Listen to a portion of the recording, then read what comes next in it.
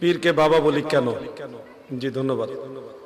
পীরকে বাবা বলা হয় সম্মানার্থে। আমি যতটুকু সম্ভব হয়েছে গবেষণা করে দেখছি, একজন মুসলমানের 8 প্রকার বাপ আছে।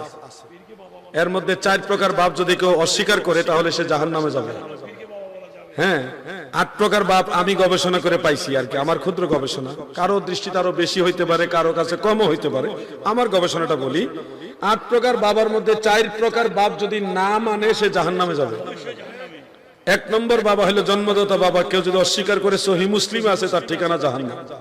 2 নম্বরে আবুল বাশার, সাইয়্যিদুনা আবুল বাশার আদম আলাইহিস সালাম, উনি সব মানুষের বাবা, অস্বীকার করলে ঠিকানা হবে জাহান্নাম। 3 নম্বরে মিল্লাতা আবিকুম ইব্রাহিম, সমস্ত মুসলমানের বাবা ইব্রাহিম আলাইহিস সালাম, উনাকে অস্বীকার করলে ঈমানও যাইবো জাহান্নামও যাইবে। 4 নম্বরে হলো, এটা শুনবেন, ঈসা নবীর বাবা নাই, আদম নবীর বাপ নাই। আল্লাহ রাসূল বলেন আনা আবুল আরওয়াহ, আমি সমস্ত রূহুর বাবা।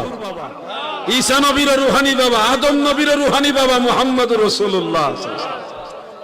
আপনি আরো সহজে পাবেন, সেটা হলো আন-নাবিয়্যু আওলা বিল মুমিনিনা মিন আনফুসিহিম ওয়া আজওয়াজুহুম উম্মাহাতুহুম, এই আয়াতে কারিমা যে কোনো তাফসীর খুললে পাবেন, যে কোনো তাফসীর, একেবারে যে কোনো তাফসীর খুললে পাবেন।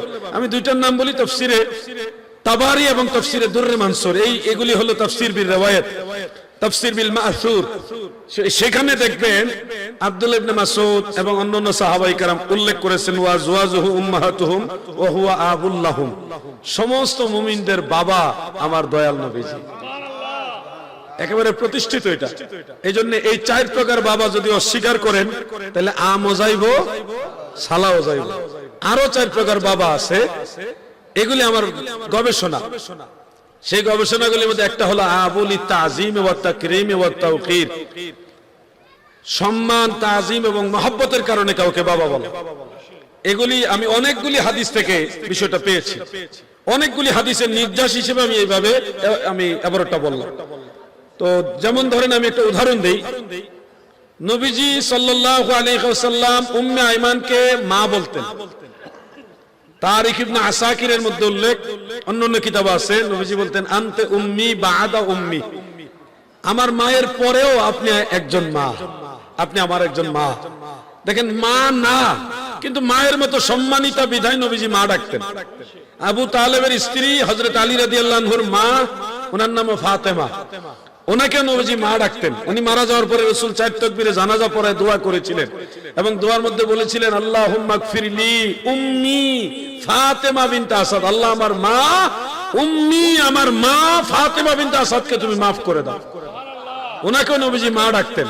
এখান থেকে মাসআলা সাবিত হয়, মায়ের মতো সম্মানিতা মহিলাদেরকে মা বলা রাসূলের সুন্নাত, আল্লাহ রাসূলের সুন্নাত। ওইদিকে খেয়াল করে বাবার মতো সম্মানিত যারা, তাদেরকে বাবা বলে সম্বোধন করা আদব, আদব, আদব। অনেক সাহাবীকে নবীজি, এগুলি লম্বা আলোচনা চলে আসবে, আমি ওদিকে যাচ্ছি না, শুধু এতটুকু বললাম, সম্মান, তাজিম এবং মহব্বতের কারণে কাউকে বাবা বলার বিধান ইসলামে আছে। আপনি শ্বশুরকে আব্বা ডাকেন, বলবেন শ্বশুরকে বাবা ডাকতে হবে, এমন বিষয় আমরা সমর্থন করি না। আপনি শ্বশুরকে না হয় বাবা ডাকেন না, নিজের ছেলেকে তো আব্বু ডাকেন, নিজের ছেলেকে তো আঙ্কেল ডাকেন না, চাচু ডাকেন না, কাকু ডাকেন না, আব্বু তো ডাকেন। নিজের মেয়েকে মা ডাকেন, এইখানে কেন ডাকেন?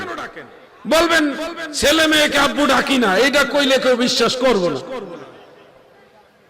এই ডাকার প্রচলনটা মুসলিম মিল্লাতের মধ্যে আছে।